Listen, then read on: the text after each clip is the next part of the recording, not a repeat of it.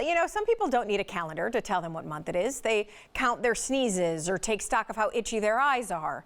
Yeah, spring allergy season. And if you're finding little relief, it might be time to visit my next guest, Dr. Roger Friedman with Ohio ENT and Allergy Physicians, the sponsor of this segment. Always good to see you. Always good to be seen. Thank you, Robin. Good to see you. You know, I was thinking about this because I was visiting Tennessee this past weekend, and I couldn't stop sneezing. Right. So this is like right at home for me here. So as we talk about spring allergies, why is it that, you know, spring is literally like the worst for so many people? Yeah, a couple reasons. Number one, first of all, think of holidays when things pollinate.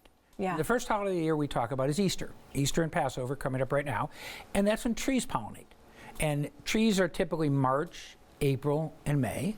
And then we get into Memorial Day, and that's when we have grass pollinates, May, June, and July. And there's a lot of overlap, and there's kind of peaks on peaks. And so trees and grasses are really problematic. And in Columbus especially, it's really a problem because, as you know, every area in Columbus is being built up in housing developments where they're planting trees and grasses. So it's everywhere. So they're pretty to look at, but yeah, not always the greatest. All right, so let's talk about treating them. You know, what are the best routes, you know, that we should take? Is there anything new out there? There are. We've got a fair amount of new things, in fact.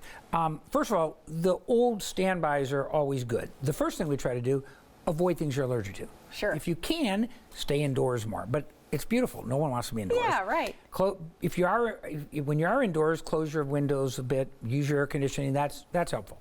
Second of all is pharmacotherapy, medications. And we've got some of the great medicines. Now many have gone over the counter. Medicines that you all have heard of, things like Zyrtec and Allegra and Claritin. Those are all really good. But also the most effective are our nasal sprays. And many of those have also gone over the counter. Medicines like Flonase and Nasacort, medicines like now a new one, Astapro, which is an antihistamine nose spray. Those are all really good. We now have a new one in particular, two new ones that are combination nose sprays that are prescriptions. One's called Ryaltris, the other's called Demista. They're a combination of a nasal steroid and a nasal antihistamine.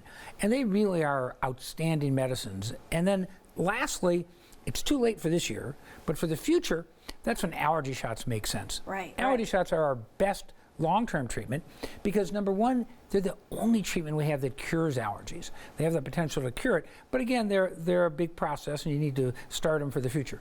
And so when should someone consider then seeing an allergist, looking into the allergy shots? Is nothing else is working? Yeah, you know, it's funny. I oftentimes call it my Friedman 5 criteria. Okay, all right? I like it. Number one, you must be allergic, of course. Sure. Number two, your symptoms should be getting worse over time because some people will outgrow allergies on their own.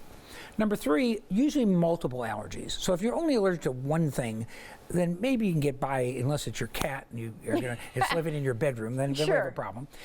And then number four is, we'll usually try these medicines first and see how they work.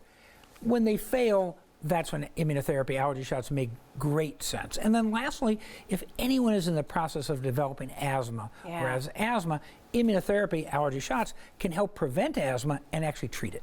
And that's the thing, when it gets more serious like that, you're talking it can lead to asthma? Allergies are one of the main triggers that leads to asthma, and by being on allergy shots, you actually can prevent the development of asthma in patients. Oh, important to know.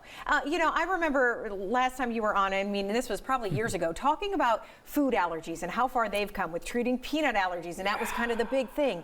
What's going on with that? Are we seeing improvement there? Yeah, it's so good. You know, the last time I was on, we were just in the process of considering and starting therapy. Right. And we've now been doing it for over 3.5 years. We've got way over 200 people who have had their peanut or other food allergies desensitized. Right. And we do it orally. It's called OIT, or oral immunotherapy.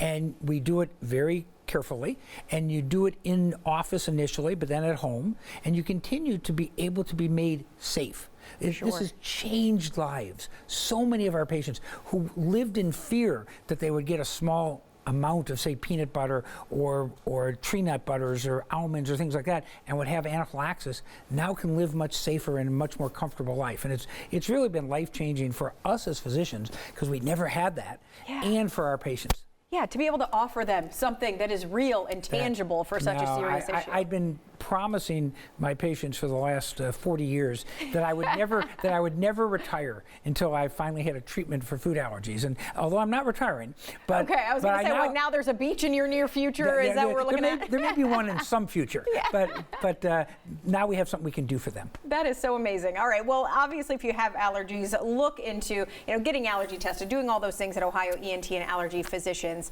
Very helpful team there. So thank you, Dr. Friedman. Great to see you.